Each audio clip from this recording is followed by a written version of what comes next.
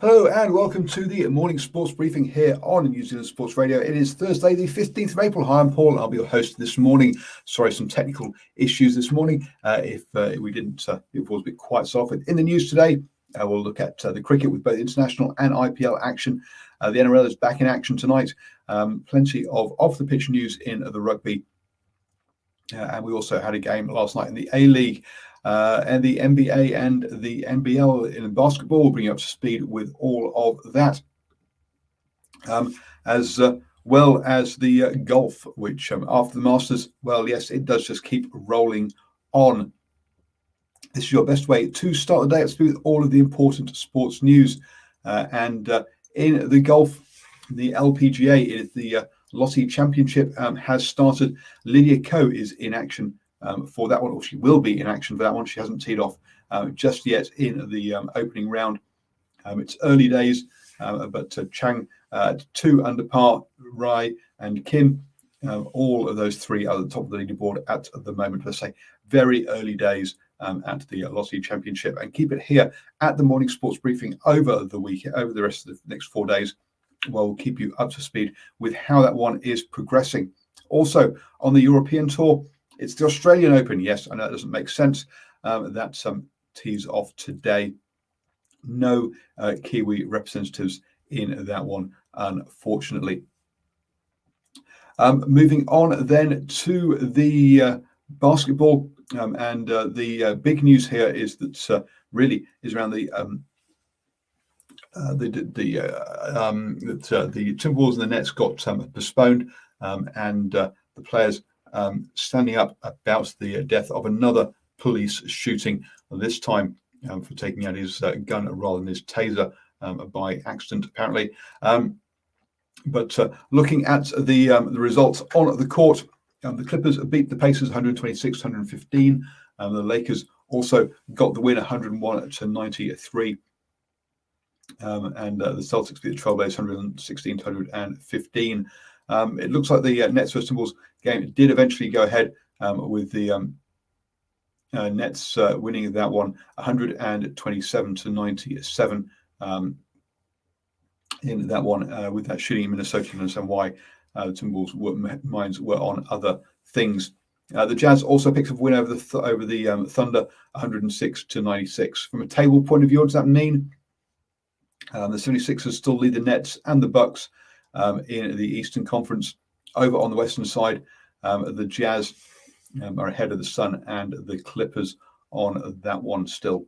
All of the top teams winning their games in that last round.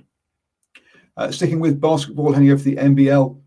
And the Kings versus the Southeast Melbourne Phoenix will be in action tonight at 9:30. The Breakers in action tomorrow at 9:30 p.m. against the Bullets. The Bullets mid-table, the Breakers down near the bottom. So definitely a winnable game there for the Breakers, who are looking to try and climb their way off the bottom there.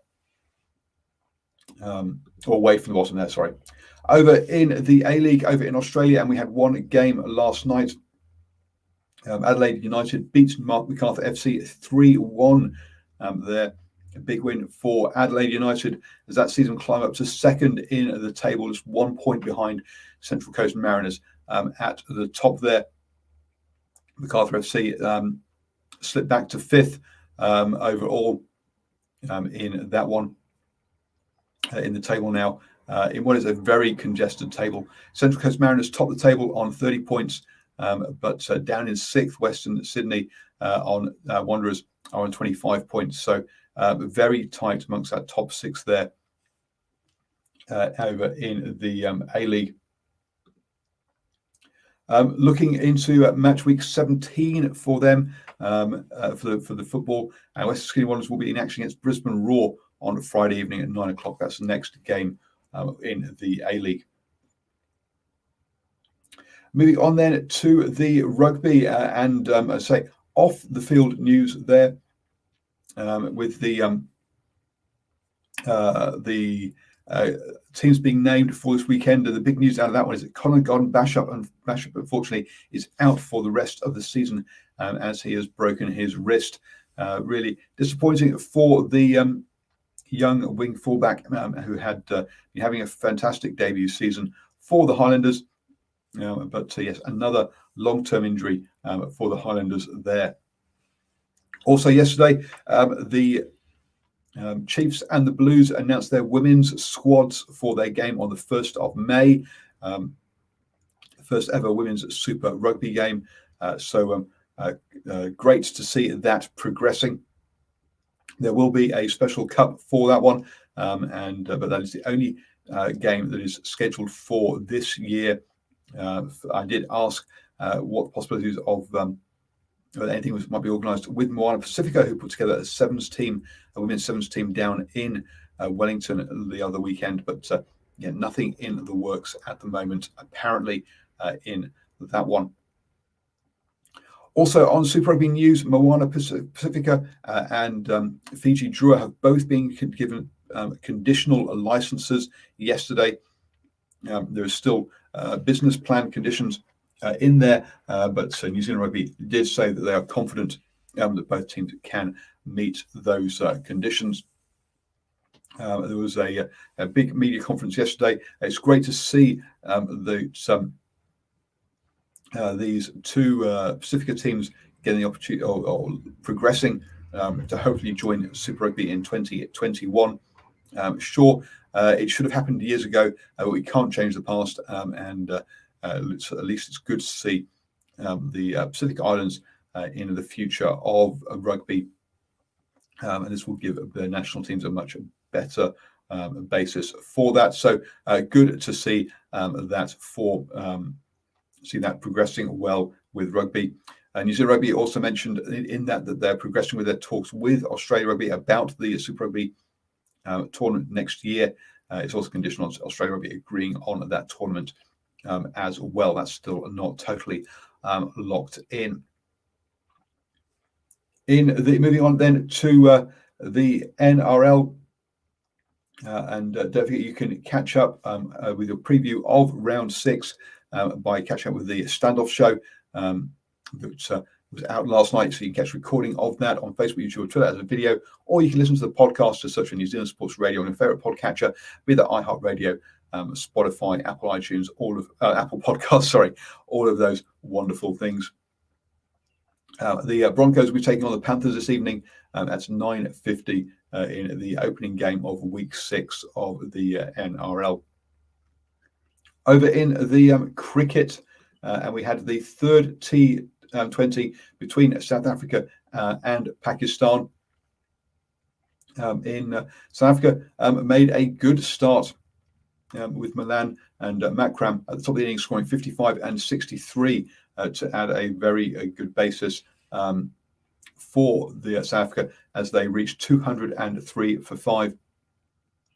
The Nawaz for Pakistan took a couple of wickets in that one, as all of the bowlers struggled to contain them. But Pakistan reached that total with 2 overs to spare, scoring 205 for 1. Babar Azam scored 122 of just 59 balls to really put his side, to give them a big win in this one. Mohammed Razwan also scored at 73 and not out at the top there as part of the opening partner for Azam. As Pakistan scored 205 for 1 off 18 overs, with Lazard Williams, the only bowler to have any sort of semblance of control at all, taking the solitary wicket there. That means it's a 2-1 lead in the series for Pakistan, and unsurprisingly, Babar Azam was the player of the match in that one. Also, it was in the IPL, we had Royal Challengers Bangalore taking on Sunrisers Hyderabad. The Royal Challengers went in to bat first. Glenn Maxwell top scored for them with 59. as they reached 149 for 8 off their 20 overs. Apart from his 59, no one really got in and put together a decent or quick innings there. On the bowling front, Jason Holder with 3 wickets led the way for the Sunrisers. By the way, Carl Jensen scored 12 runs off just 9 balls in that innings. In reply, the Sunrisers also lost a lot of wickets, losing their wicketkeeper in the third over for just 1 run.